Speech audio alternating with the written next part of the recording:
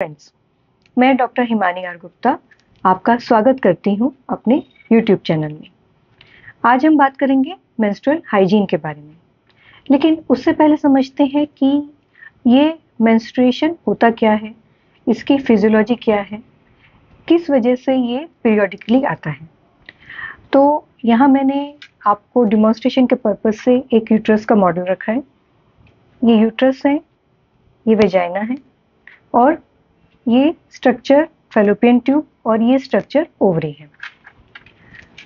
Menstrual cycle की शुरुआत होगी सबसे पहले जब पिट्यूटरी ग्लैंड से FSH नाम का ये हार्मोन सिक्रेट होगा।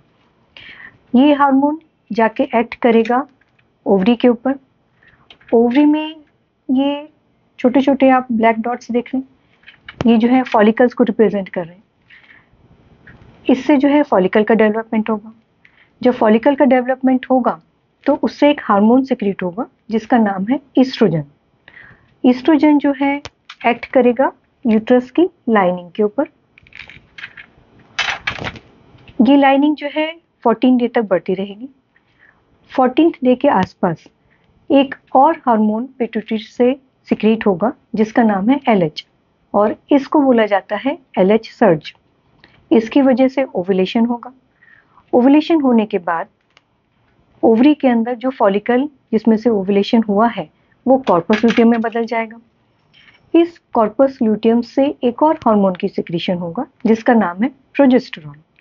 प्रोजेस्टेरॉन वापस से यूट्रस की लाइनिंग के ऊपर एक्ट करके उसको और मजबूत बनाएगा ताकि अगर प्रेगनेंसी ठहर जाती है और आके यूट्रस में इम्प्लांट होती है तो वो उसको रिसीव कर सके। इन केस उस साइकिल में अगर प्रेगनेंसी नहीं हुई तब 28वें से 30वें दिन के अंदर ये हार्मोन विड्रॉ हो जाएगा और इसकी वजह से यूट्रस की लाइनिंग शेड होगी और ये जो यूट्रस की लाइनिंग शेड होगी वो इस सर्वाइकल कैनाल में से आते हुए वेजाइना के थ्रू बाहर आएगी। तो ये एक साइक्लिकल प्रोसेस है, हर मंथ होता है और ये पार्ट है रिप्रोडक्शन साइकिल का। अभी ये जानते हैं कि कितने दिन का साइकिल नॉर्मल है और कितनी ब्लीडिंग नॉर्मल है। तो अगर आपका मंथली साइकिल 21 दिन से 35 दिन के अंदर अंदर आता है तो ये नॉर्मल है। अगर इससे जल्दी आ रहा है या इससे लेट आ रहा है तो आपको डॉक्टर की सलाह लेनी चाहिए। ब्लीडिंग के बारे में भी अगर 1 से 3 पैड या अप टू 5 पैड आप दिन में चेंज करते हैं पहले दूसरे दिन और उसके बाद धीरे धीरे वो कम होता जाता है तो ये नॉर्मल है। ब्लीडिंग का ड्यूरेशन 3 से 5 दिन होना और light bleeding up to 7 days ये होना ये नॉर्मल है। इन सब पैटर्न्स के अलावा अगर आपको वेरिएशन मिलता है तो फिर आपको डॉक्टर की सलाह लेनी चाहिए। मेंसेस शुरू होने से पहले और उसके दौरान कुछ सिम्टम्स आ सकते हैं जैसे कि ब्रेस्ट टेंडरनेस। ये पीरियड शुरू होने के कुछ दिन पहले, सपोज 7 से 10 दिन पहले आ सकता है। कुछ मूड चेंजेस हो सकते हैं, कुछ इरिटेबिलिटी हो सकती है, थोड़ा ब्लोटिंग सेंसेशन आ सकता है। आपको ऐसा लग सकता है कि जैसे मेरा वजन बढ़ गया और कुछ हेडेक जैसी बात भी हो सकती है। और जब भी पीरियड आएगा तो उस समय एब्डोमेन में क्रैम्प फील हो सकता है जो कि लोअर एब्डोमेन में रहेगा। ये सब बातें जो है नॉर्मल पीरियड का ही हिस्सा है, लेकिन अगर इनकी इंटेंसिटी अगर ज़्यादा है और आपको वो काम करने से रोकती है, आपको स्कूल जाने से रोकती है, आपको कॉलेज जाने से रोकती है, आपकी एक्टिविटीज़ में अगर वो बाधा डालती है तो इसका मतलब है कि वो बात सही नहीं है। तब आपको अपने डॉक्टर की सलाह लेनी चाहिए और चेक करके लेना चाहिए कि क्या प्रॉब्लम है। देखिए, पीरियड तो हर महीने आना ही चाहिए, जो भी मैंने आपको फ्रीक्वेंसी बताई है उसके मुताबिक। लेकिन कभी अगर आपका पीरियड मिस हो जाता है, मान लीजिए कि आपका पीरियड आने वाला था 15 तारीख को लेकिन 20 तारीख तक भी नहीं आया और 25 तारीख तक भी नहीं आया, तब आपको देखना चाहिए कि ऐसा क्यों हो रहा है। अगर आप सेक्सुअली एक्टिव हैं तो सबसे पहले तो ये देखिए कि कहीं प्रेगनेंसी तो नहीं ठहर गई है, और अगर आप स्कूल गोइंग है, कॉलेज गोइंग है, आप सेक्सुअली एक्टिव नहीं है तो इस बात का ध्यान करिए कि क्या कोई हार्मोनल इम्बैलेंस हो रहा है। बहुत कॉमन रीज़न जो है वो PCOD या PCOS है। ये किस लिए होता है?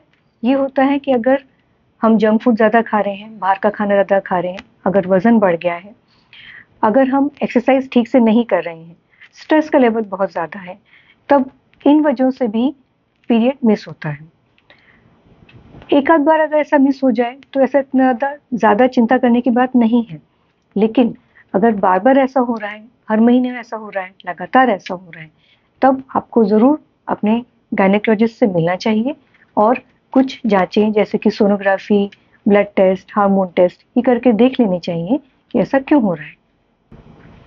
जब आपका मेंसेस शुरू होने वाला हो तो उससे पहले आप एक्सपीरियंस करेंगे कि आपका वेजाइनल डिस्चार्ज थोड़ा सा बढ़ गया है, लेकिन ये वेजाइनल डिस्चार्ज जो है वो सिर्फ वाटरी है, इसमें कोई स्मेल नहीं है और ना ही कोई इचिंग है। ये बॉडी का नॉर्मल फंक्शन है, ये अपने आप को प्रिपेयर करती है बॉडी। लेकिन अगर आपको ऐसा लगता है कि इस डिस्चार्ज की क्वांटिटी ज़्यादा है, इससे आपको कुछ इचिंग हो रही है, इरिटेशन हो रही है, इसमें कुछ स्मेल है या ये वाइट कर्डी या ग्रीनिश है, तब ये साइन है कि ये इन्फेक्शन है। ऐसे समय में आपको ज़रूर अपने डॉक्टर की सलाह लेनी चाहिए। मेंसेस के टाइम सैनिटेशन के लिए आप कौन कौन से प्रोडक्ट्स यूज़ कर सकते हैं, आइए देखते हैं। सबसे कॉमनली यूज होता है ये ऐसा पैड। पैड जो है इस तरह के पैकेट में आता है, इसमें कई पैड्स होते हैं। हर एक पैड भी जो है वो इस तरह से रैप आता है। आप इस रैपर को खोलिए, इस पैड को निकालिए, इसे खोलिए, इसके पीछे एक स्टिकिंग दिया हुआ है। ये आप कागज़ जब रिमूव करेंगे तो ये पार्ट जो है वो स्टिकिंग है, इसको आप अपनी पैंटी के ऊपर लगाइए। लगाने के बाद ये वाला कागज़ भी रिमूव कीजिए। ये कागज़ रिमूव करने से इसके दोनों फ्लैप खुलते हैं। उन दोनों फ्लैप को आप पैंटी की साइड में लाइनिंग पे लगा सकते हैं। इस तरह से स्टिक करने से ये पैड अपनी जगह से हिलेगा नहीं। जो यूज पैड आपने निकाला है उसको आप इसी कागज़ में वापस से रैप कर सकते हैं। अच्छे से रैप कीजिएगा और तभी डस्टबिन के अंदर थ्रो कीजिएगा, या कोई सिंपल पेपर भी आप यूज़ कर सकते हैं पैड को थ्रो करने के लिए। पैड को कभी भी खुले में नहीं छोड़ना है, उससे जर्म्स बढ़ते हैं, और कभी भी ऐसा खुला ही डस्टबिन के अंदर डिस्पोज नहीं करना है। ये जो है बहुत ही बेसिक सैनिटेशन की बात है। उसके अलावा और कौन कौन सी चीज़ें हैं जो कि यूज़ की जा सकती हैं, यहाँ पे मैंने डेमोन्स्ट्रेशन के पर्पज़ के लिए रखा है। ये वेजाइनल टैम्पून्स हैं। जब इनको इसकी कवरिंग को रिमूव किया जाता है तो ये ऐसा पीछे धागा निकलता है और आगे से ये बुलेट शेप रहता है। इसको वेजाइना में इंसर्ट किया जाता है और हर 3 से 6 घंटे में इसको थ्रेड पुल करके बाहर निकाल के एकदम सावधानी के साथ सैनिटाइज वे में डिस्पोज किया जाता है। ये सब तो एक बार यूज़ होने वाली चीज़ें हैं, वन टाइम यूज़। एक और प्रोडक्ट है जो है मेंस्ट्रुअल कप। मेंस्ट्रुअल कप एक बार अगर खरीद लिया जाए तो इसको बार बार यूज़ कर सकते हैं, तो एक बहुत कॉस्ट इफेक्टिव मेथड भी है। इसको इंसर्ट करने के लिए आगे से फोल्ड करना पड़ता है और वेजाइना में इंसर्ट करने के बाद इसे रिलीज करना होता है। ये तरीका सीखने के लिए आप गायनेकोलॉजिस्ट के पास आ सकते हैं और इस बात को सीख सकते हैं। जब इसे रिमूव करना हो तो हल्के से प्रेशर देके इसका सक्शन रिलीज करेंगे और इसे बाहर निकाल लेंगे। बाहर निकालने के लिए यहाँ पर एक ये जो घुंडी जैसी दी हुई है उसको पकड़ के आप यूज़ कर सकते हैं, और इसके बाद आप इसे वॉश कर सकते हैं और री इंसर्ट कर सकते हैं। इसके अलावा कॉटन के पैड्स ये भी यूज़ किए जाते हैं। होममेड पैड्स जो कि घर के ही कॉटन के कपड़ों से बने हों, जिनको वापस से धो के अच्छे से सुखा के फिर यूज़ किया जाता है, वो भी एक ऑप्शन है। अभी जब मेंसेस हो रहा हो तब करना क्या है? सबसे पहली बात, रोज़ नहाना है। अपने आप को साफ रखना बहुत ज़रूरी है। दिन में 2 से 3 बार अपने प्राइवेट पार्ट्स को भी धोना है और कुछ ड्राई टॉवल से उसको साफ करना है। हर बार पैड यूज़ करने से पहले हैंड वॉश करें, पैड यूज़ करें, डिस्पोज करें और वापस से हैंड वॉश करके फिर अपने काम पे चलिए। अपनी न्यूट्रिशन का ध्यान रखिए। अपनी स्लीप का ध्यान रखिए और मोस्ट इम्पॉर्टेंटली एक्सरसाइज ज़रूर कीजिए। लाइट अमाउंट में की हुई एक्सरसाइज जैसे कि थोड़ा सा रनिंग हो गया, वॉकिंग हो गया या योगा हो गया, ये आपके ब्लड के सर्कुलेशन को बढ़ाता है और पेन को मैनेज करने में आपको मदद करता है। देखिए, मेंसेस है तो पेन तो होगा ही सही, थोड़ा सा लाइट क्रैम्पिंग पेन पेट के निचले हिस्से में जिसको हम पेल्विक रीजन बोलते हैं, ये तो नॉर्मल है। अगर आप सह सकते हैं तो भी ठीक है, अगर आप नहीं सह सकते हैं तो एक एंटी स्पाज्मोटिक टैबलेट अपनी डॉक्टर की सलाह से ले लेना, ये भी ठीक बात है। इसके अलावा और क्या कर सकते हैं आप घर पे? आप कुछ हॉट वाटर बॉटल ले सकते हैं, उसे थोड़ा सिकाई कर सकते हैं, उससे आपका पेन रिलीव होगा। और जैसे कि मैंने बताया कि थोड़ा सा एक्सरसाइज और वॉकिंग करने से भी आपको पेन में रिलीफ होगा। पीरियड्स को लेके कई लोगों के मन में कुछ भ्रांतियां हो सकती हैं, तो उस पर भी कुछ चर्चा कर लेते हैं। सबसे पहली बात कि पीरियड का ब्लड जो है वो अनक्लीन नहीं है, ये आपकी बॉडी का ही पार्ट है और स्वच्छता रखना ये तो बहुत ज़रूरी है, लेकिन छुआछूत और भेदभाव ये करना ठीक नहीं है। पीरियड के समय पे नहाना नहीं चाहिए, ये भी सही बात नहीं है।